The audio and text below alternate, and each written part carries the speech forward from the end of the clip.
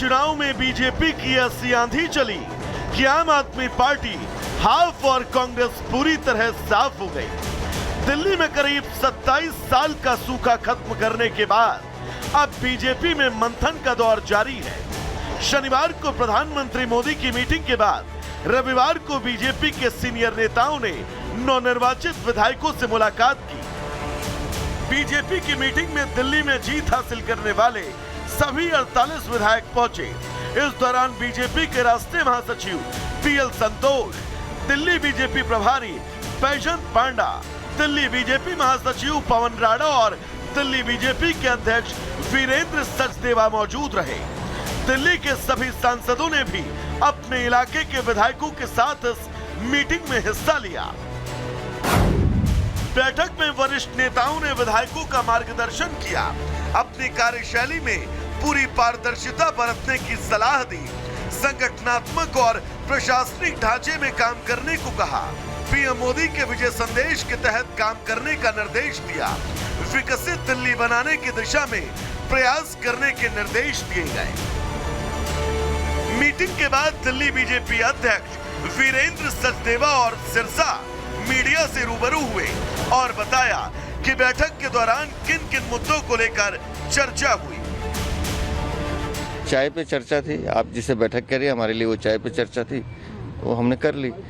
नए विधायक बने तो उन सबका अभिनंदन भी करना था। दिल्ली के लोगों को विकास क्या होता है ये इस बार समझ में आएगा। पिछले 12 साल से जो दिल्ली को बर्बाद किया गया उसको अब ठीक करने का समय आ गया है और दिल्ली एक डेवलप्ड सिटी हो, दिल्ली लगे कि ये दिल्ली देश की राजधानी है, गगन चूमती इमारतें हों, दिल्ली में ऐसा इंफ्रास्ट्रक्चर हो जो दुनिया देखने आए, वो मोदी जी अब संभव करके दिखाएंगे। वहीं इस बैठक के लिए पहुंचे सांसदों ने आतिशी के आरोपों पर जोरदार पलटवार किया और उन्हें आईना दिखाने का काम किया।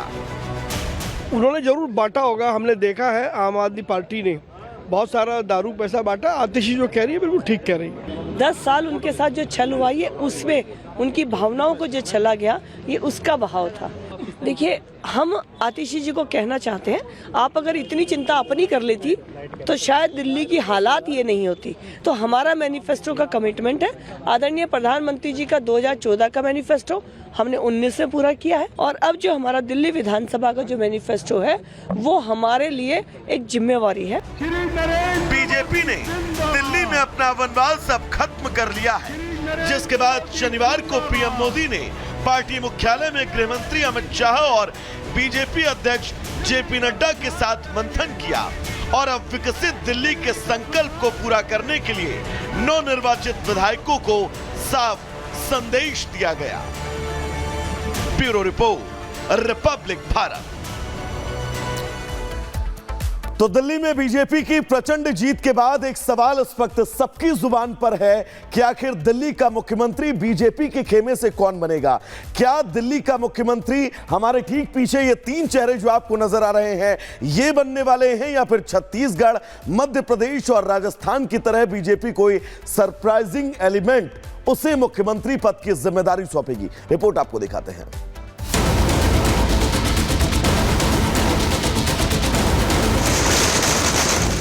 राजधानी के रण में बीजेपी ने विजयी पताका फहरा दिया। दिल्ली में 10 सालों से सत्ता पर काबिज आम आदमी पार्टी को उखाड़ कर बाहर कर दिया और करीब 27 साल का वनवास खत्म किया।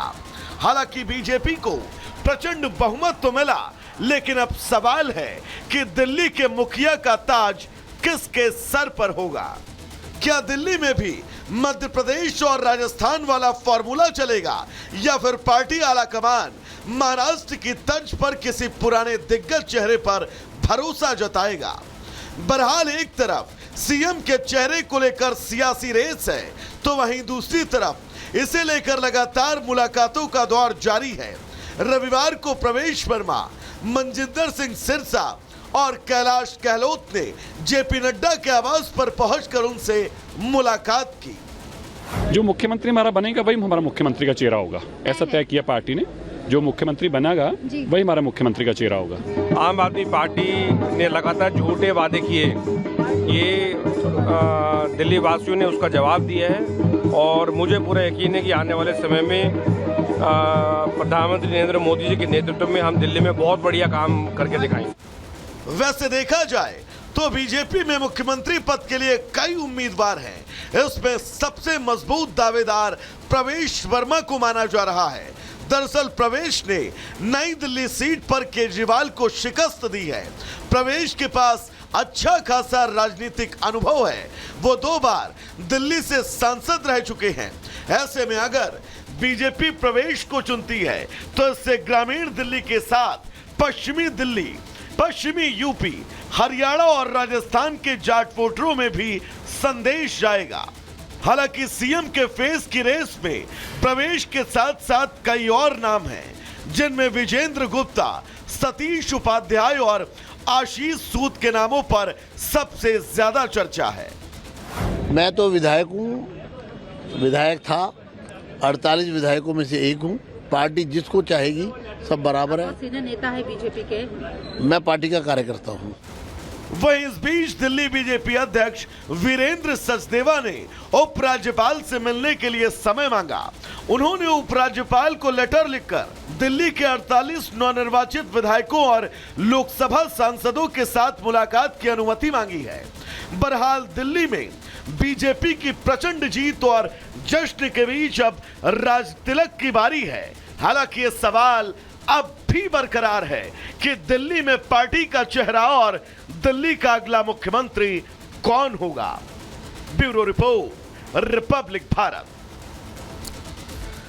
तो एक तरफ जहां बीजेपी के खेमे में यह मंथन चल रहा है कि मुख्यमंत्री पद पर वो किसको जिम्मेदारी सौंपे, तो वहीं करारी हार के बीच आम आदमी पार्टी के खेमे में भी लगातार बैठकों का दौर जारी है और हार पर मंथन किया जा रहा है। लेकिन एक सवाल और एक बात कि बीजेपी के जो वादे हैं उनकी निगरानी अब आम आदमी पार्टी अगले इन 5 सालों में करने वाली है। तो वहीं असदुद्दीन ओवैसी इस करारी हार के बाद कांग्रेस और आम आदमी पार्टी को बी टीम बताने लगे हैं। रिपोर्ट आपको दिखाते हैं।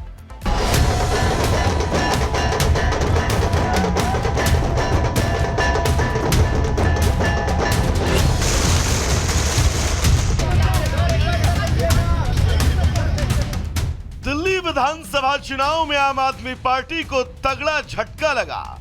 2013 से दिल्ली की सत्ता पर काबिज आपको करारी हार का सामना करना पड़ा। उसने न सिर्फ अपना सबसे मजबूत किला गंवाया, बल्कि उसके कई बड़े नेता अपनी सीट तक न बचा पाए। केजरीवाल, मनीष सिसोदिया, सौरभ भारद्वाज, सत्येंद्र जैन और सोमनाथ भारती जैसे आम आदमी पार्टी के दिग्गज नेताओं को हार का सामना करना पड़ा। दिल्ली की गद्दी गंवाने के बाद अब आम आदमी पार्टी में बैठक का दौर जारी है। रविवार को पहले पार्टी संयोजक केजरीवाल ने संदीप पाठक, संजय सिंह, गोपाल राय और दुर्गेश पाठक से मुलाकात की और उसके बाद सभी 22 नवनिर्वाचित विधायकों के साथ बैठक की। आतिशी ने इस बैठक में शामिल होने से पहले राज्यपाल से मिलकर मुख्यमंत्री पद से अपना इस्तीफा सौंपा, जिसके बाद वो केजरीवाल के साथ विधायकों की बैठक में शामिल हुई। मीटिंग के बाद आतिशी ने बताया कि सभी विधायकों को मजबूत विपक्ष की भूमिका निभाने और जनता की सेवा में जुटने के साथ बीजेपी के वादों को लेकर जवाबदेही तय करने का निर्देश दिया गया। भारतीय जनता पार्टी ने वादा किया कि पहली कैबिनेट की बैठक में 2,500 रुपए की स्कीम पास की जाएगी।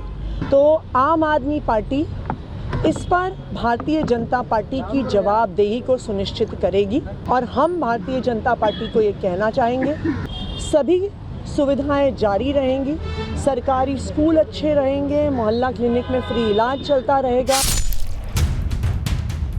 वहीं इस दौरान आतिशी बीजेपी को घेरने से नहीं चूकी और जब उन्होंने बीजेपी पर गुंडागर्दी और पैसे बांटने के आरोप लगाए तो बीजेपी ने भी आप पर पलटवार करने में देर न की।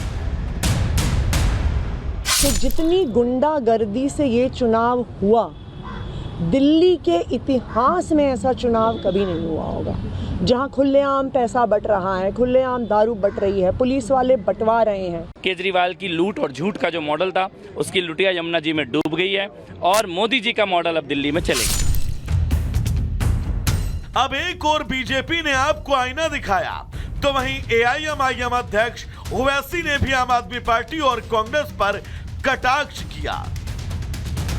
जो लोग अपने आप को बड़ा सेकुलरिज्म के दावेदार कहते थे, वो दोनों सियासी पार्टियां आज एक दूसरे पर बी टीम का इल्जाम नहीं लगा रही हैं। इससे ये बात साफ जाहिर होती है कि जहां मजलिस इलेक्शन अगर ज्यादा सीटों पर लड़ जाती तो ये फौरन इनका ये हरबे हथकंडे इस्तेमाल करना शुरू हो जाते। बहरहाल दिल्ली में चुनाव भले ही खत्म हो गए, लेकिन सियासतदानों के बीच चल रही जुबानी जंग से यह साफ है कि आने वाले समय में भी दिल्ली का सियासी पारा थमता हुआ नहीं दिख रहा। Bureau report.